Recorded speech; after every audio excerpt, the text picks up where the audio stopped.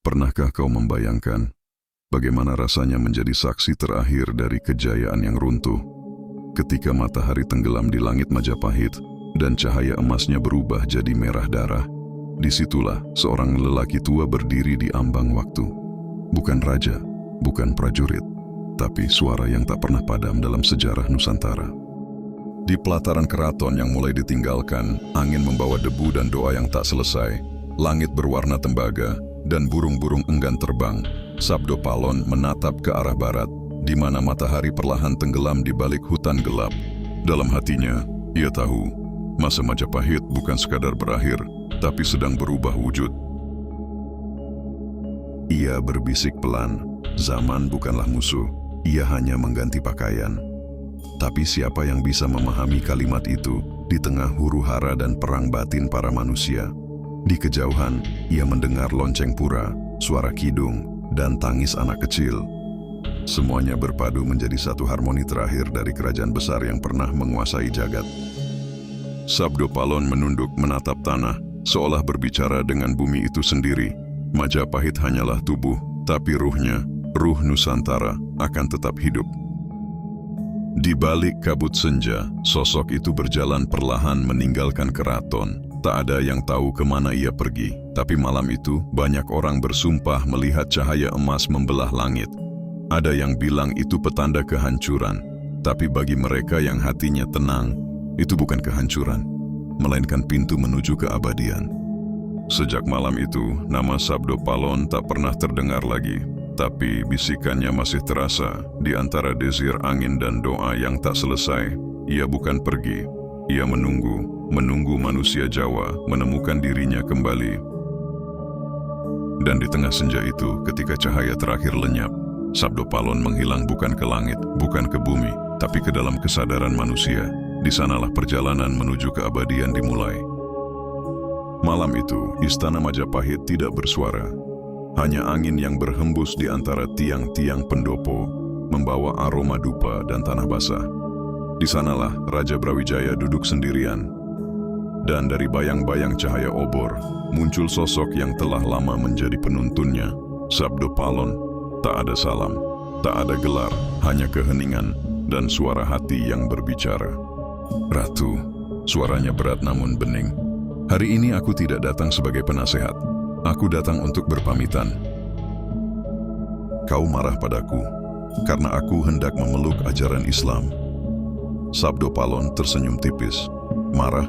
Tidak, hanya kecewa, bukan padamu, tapi pada zaman yang sebentar lagi keluar dari rasa." Lalu Sabdo Palon menatap langit.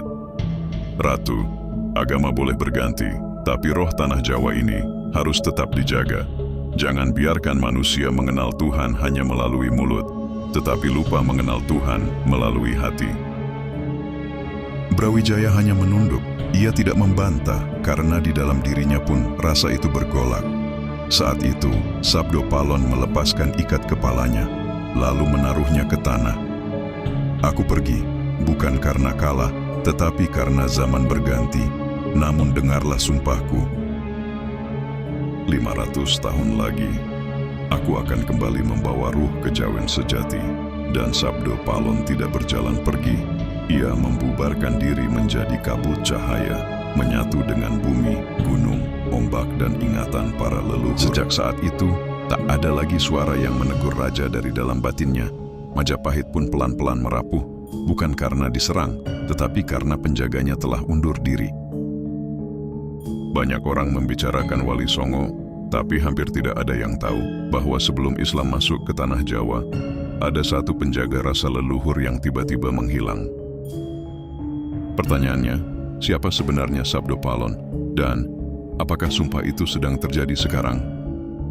Sabdo Palon tidak mati, ia tidak pergi sebagai manusia, melainkan menghilang sebagai ruh penjaga jagat. Ketika Prabu Brawijaya telah mantap meninggalkan ajaran lama dan memilih mengikuti cahaya Islam, Sabdo Palon tidak menentang.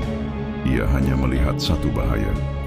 Manusia akan saklek pada syariat, tapi lupa pada rasa. Bertuhan lewat mulut, tapi lupa menyembah lewat kelembutan hati. Sejak malam Sabdo Palon menghilang, keraton Majapahit tak lagi sama. Brawijaya merasakan sesuatu yang tak pernah ia rasakan sebelumnya. Hening, tapi bukan kedamaian, melainkan kekosongan. Biasanya, dalam setiap kebimbangan, suara Sabdo Palon muncul dari dalam batin. Memberi rasa, bukan sekadar jawaban. Tapi kini batinnya benar-benar sunyi, seperti tak lagi ada penuntun. Apakah ini harga perubahan zaman? Pikir Brawijaya. Ataukah aku bukan sedang menuju cahaya, melainkan sedang meninggalkan akar?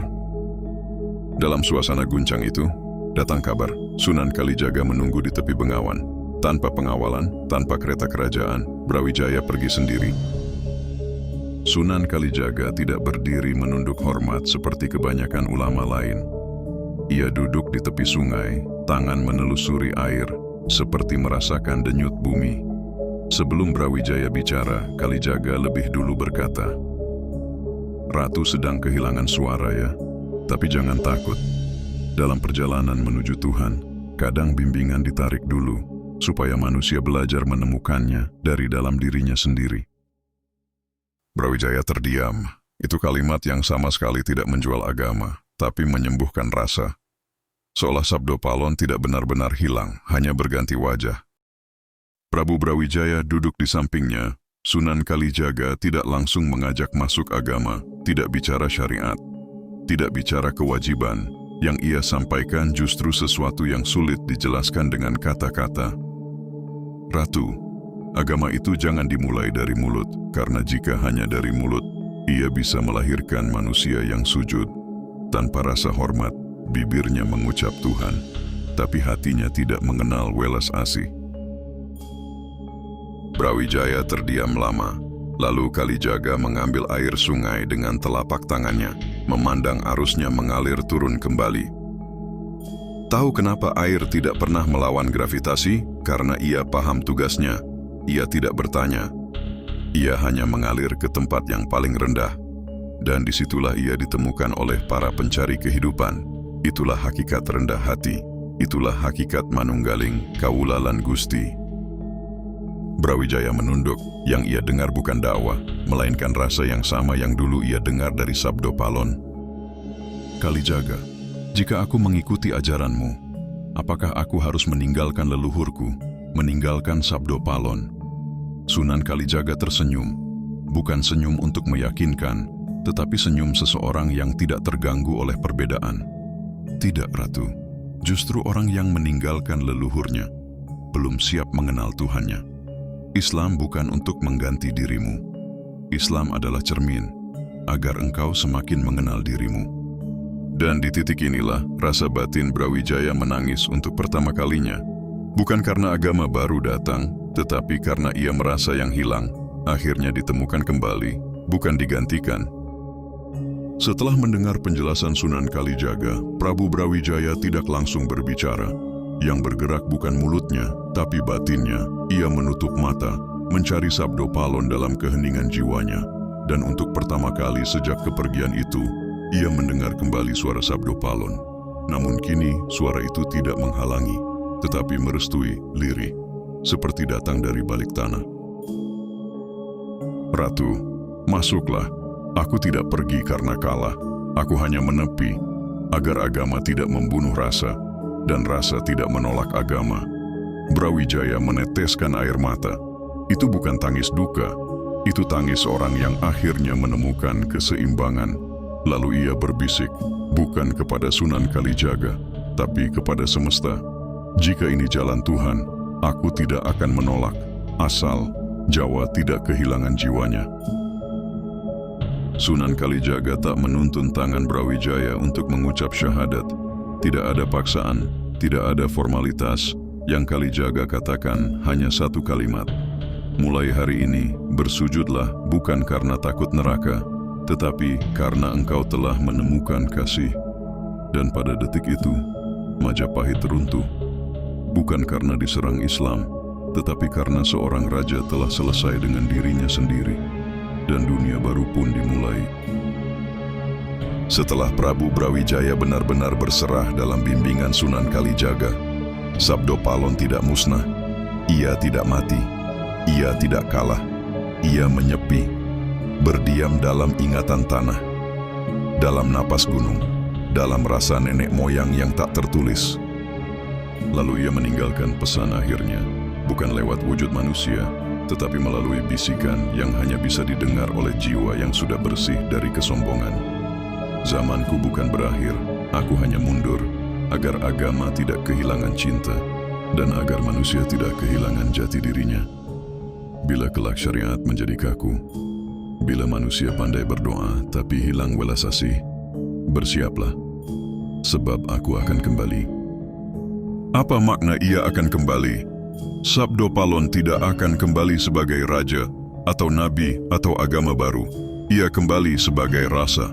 Rasa malu sebelum bicara, rasa hormat sebelum menilai, rasa welas asih sebelum menegur, rasa bersyukur sebelum meminta.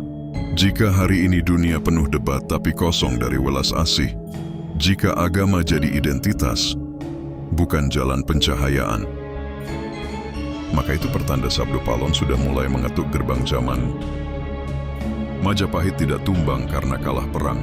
Ia selesai karena misinya selesai, membuka jalan menuju cahaya baru.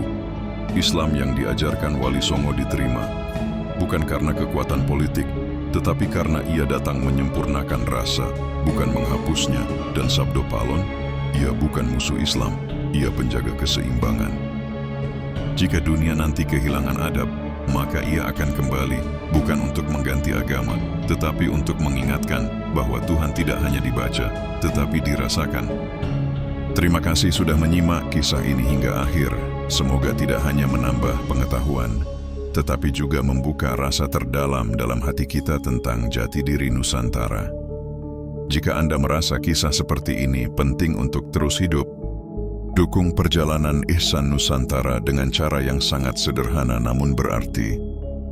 Like videonya, tinggalkan komentar pandangan atau rasa Anda. Subscribe dan aktifkan loncengnya agar tidak tertinggal perjalanan kisah berikutnya. Satu klik dari Anda adalah energi agar warisan rasa Nusantara tidak padam. Sampai jumpa di kisah berikutnya.